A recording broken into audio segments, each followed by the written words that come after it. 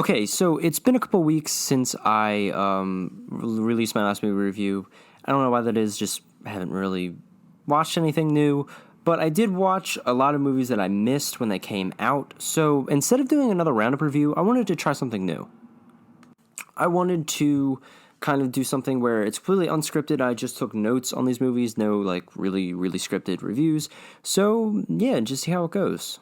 I have 4 movies to talk about today, so let's just get into the first one. Borat 2 was a timely and pretty warranted sequel. Borat 1 was a very political movie and came out at a time where there's a lot of political unrest. It was a hilarious, just great movie. Really recommend the first Borat, obviously, if you haven't seen it. A lot of people have. It's one of those staples of 2000s comedies that still really hold up to today, so...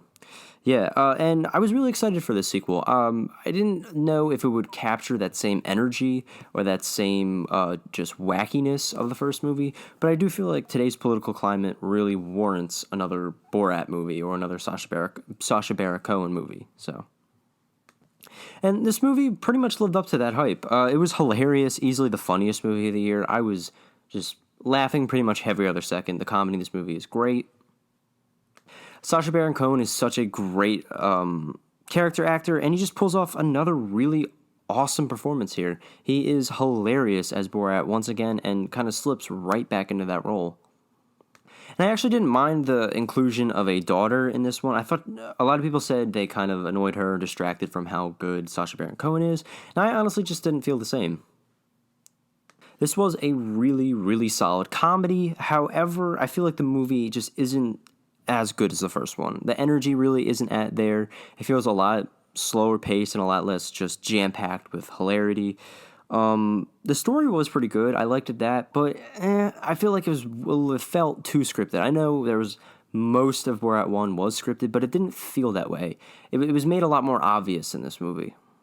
And since, they actually address this in the movie, since a lot of people actually know who Borat is now, he had to go into disguise through a lot of this film, and I don't know, I feel like I could have used a lot more of Borat, but, I mean, it is kind of nitpicking.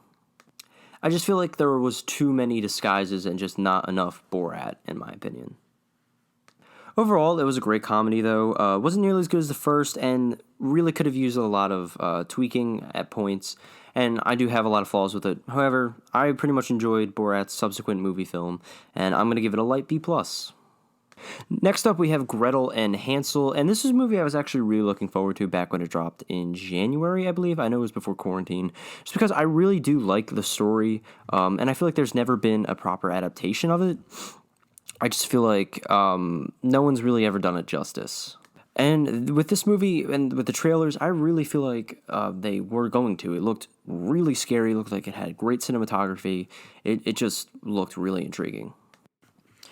And honestly, the first act of this movie was exactly what I thought it was going to be. The cinematography was amazing. The atmosphere was perfect. I mean, this movie really had me just in a really unsettling mood, and I loved it.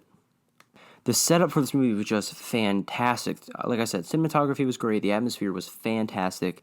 This movie was really just creeping me out, and that's what I wanted from it. However, right when they meet the witch and they actually, get to the meaty part of the story, it just goes off the rails. So many plot points are thrown at you, just so many confusing moments. Character motivations are not made clear whatsoever. It's just a weird movie once you get to the second half. And the worst part is it's super pretentious and takes itself way too seriously. For the more ridiculous and kind of out there ideas that they were trying to pull off, the tone just did not match it whatsoever. It went from being this creepy, atmospheric, little horror movie to this weird and out there pretentious take on this story. And the ending was just, I don't even know what was going on there. This movie just had me completely lost by the end. It was pretentious, just a mess story-wise. This movie really went off the rails. It had a lot of potential, but man, did it ruin it. Gretel and Hansel gets a C-. I think as you guys can tell, this is a pretty unscripted review of these movies, just because I didn't feel like doing another roundup review, just because I feel like that'd be just one right after another, because I am planning on doing another one after this, just for all the other movies that I missed, because I didn't realize how many I actually did miss that I want to see, that I want to review. So there is going to be one very shortly, should be done by the end of the weekend, but that's not a promise, probably most likely by Monday. But I just wanted to get these thoughts out on these movies, so not the best reviews, but I wanted to at least try something new, you know?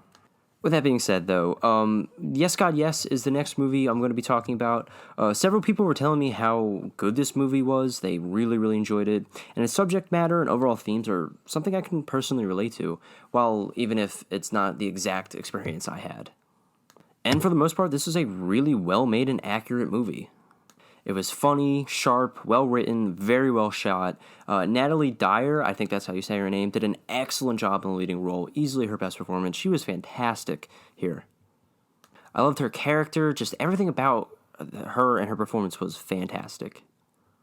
And Karen Maine, who directed and wrote the movie, really just nailed what she was going for. It would not surprise me at all if this is her personal experience or something like that, just because it's so genuine and accurate, and I feel like that is the best part of the movie, just how genuine of a story it feels. Like, it's not particularly bashing one side or the other. It's just telling a very personal story, and I really, really enjoyed it for that. The movie was definitely too short and needed a better supporting cast. Like, I feel like if this movie had a higher budget, it would be easily A plus range even. But the fact that it didn't just held it back a little bit. However, still really, really like this movie, and I'm going to give it, Yes, God, Yes, a very strong B+. And the last movie I'm going to be talking about is His House. I heard so many good things about this movie. It skyrocketed on Netflix's charts. It has currently still a 100% on Rotten Tomatoes. Everyone was talking about this when it came out, so I was really excited to see it. And this is a very well-made horror movie. I was very impressed. The atmosphere is extremely tense and uncomfortable. These two characters slowly going insane for the kind of bad thing that they did. While one is choosing to ignore it, the other one fully accepts it, and to see that tension between them is just, it is so, so good. The cinematography is fantastic, the sets are amazing, the practical effects are really good, the scares are plentiful. I mean, this movie genuinely had me on the edge of my seat the entire time. And even if it's a very patient horror movie, I was never bored or frustrated with it at all. And the direction and screenplay from first-timer Remy Meeks is fantastic. I am so excited for what he does next, because he really did a great job with this movie. The acting was fantastic from the two leads. Just the atmosphere this movie was able to build. This movie it kind of sucked me into its universe and its little small-scaled story, and really didn't let go until the end.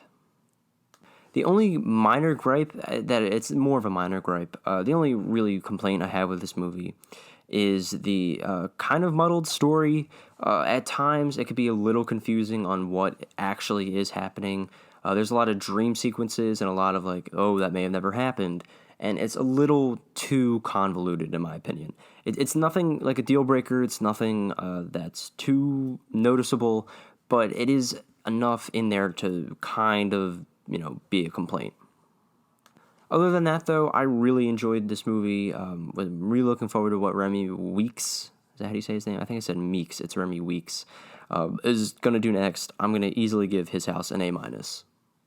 So that's it for this first Unscripted Thoughts. Let me know what you guys think, and I will see you next time.